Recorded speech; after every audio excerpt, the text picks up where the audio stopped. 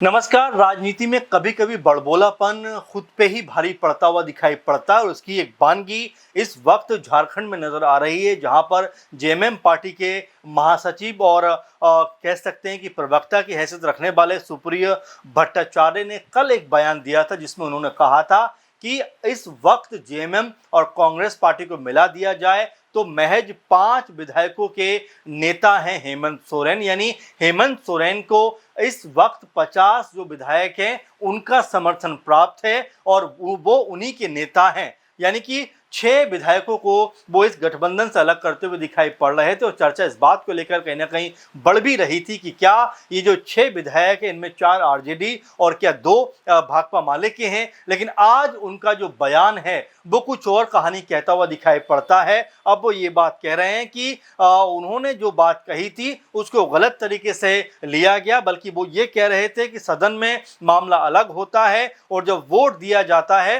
तो मामला अलग होता है। और इसी संदर्भ में वो यहाँ पर कहते हैं कि सदन में जो हेमंत सोरेन है उनको 60 विधायकों का समर्थन मिला हुआ है, वो 60 विधायकों के नेता हैं और साथ में वो बीजेपी की तरफ इशारा करते हैं, बाबूलाल मरांडी की तरफ इशारा करते हैं कि वो सदन में विपक्ष की भूमिका में है और महज 21 विधायकों के नेता हैं, यानी नेता विपक्ष के तौर पर वो हैं। तो उनके साथ में सिर्फ 21 विधायक हैं, यानी कि जो 4 विधायक हैं उनके पास से वो नहीं है। अब वो कौन से विधायक नहीं है इसको लेकर उन्होंने स्पष्टीकरण तो नहीं दिया है। ऐसे में अगर बीजेपी की बात की जाए तो बीजेपी के जो 21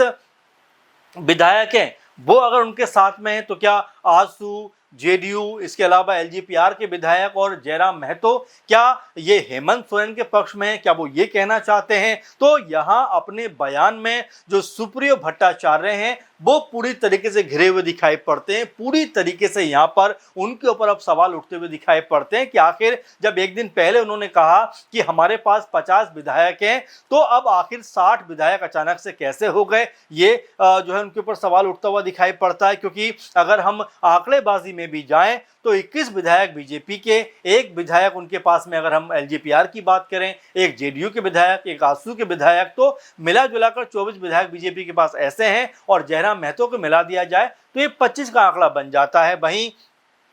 अगर हम जेएमएम की बात करें तो उनके पास 34 विधायक हैं, 16 जो है कांग्रेस पार्टी के हैं, 4 जो आरजेडी के हैं और 2 भाकपा माले के हैं और ये आंकड़ा बन जाता है 56 का। लेकिन सारा विवाद या सारा मामला जो उस वक्त शुरू हुआ जब खुद जेएमएम के महासचिव सुप्रियो भट्टाचार्य कहते हैं कि अब फिलहाल में हेमंत सोरेन जो हैं वो 56 के नहीं बल्कि 50 जो विधायकों के नेता हैं या 50 विधायकों का समर्थन है वो उनको मिला हुआ है। उस वक्त इस बात को लेकर काफी तनातनी का माहौल भी बनता हुआ दिखाई पड़ा कि क्या अब आरजेडी और भाकपा माले का पत्ता जो है वो महागठबंधन से कटता हुआ दिखाई पड़ता है। क्योंकि लगातार कांग्रेस पार्टी ने जब चुनाव हार गए थे उनके प्रत्याशी पिरलव झा, उसके बाद में जो आरजेडी है, भाकपा माले है, उनके ऊपर कांग्रेस पार्टी की तरफ से कई नेताओं ने बयानबाजी करते हुए कहा कि आरजेडी और भाकपा माले ने उनको धोखा दिया है। उसके बाद में आरजेडी की तरफ से भी बयानबाजी होती है, भाकपा माले की तरफ से भी बयानबाजी होती है और दोनों ये बात कहते हुए नजर आते हैं कि कांग्रेस पार्टी पहले अपने गिरेबान में झांक कर देख ले तब हमारे ऊपर आरोप लगाए। क्योंकि उनकी पार्टी का लगातार हम